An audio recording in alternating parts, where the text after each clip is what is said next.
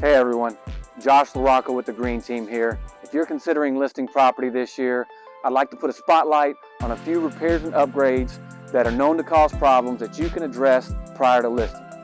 There are a couple brands of electrical panels that are known to be out of code.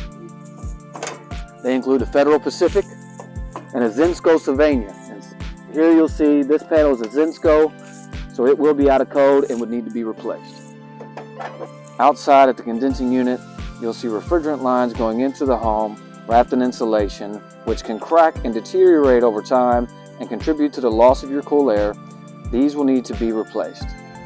Taking a look inside, cleaning, fixing any nail pops, and repainting are some of the best low-cost ways to get your home ready to sell.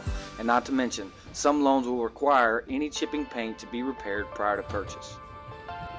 And there's your spotlight on a few of the repairs and upgrades that you can make to your property to get it list ready this year. Take care.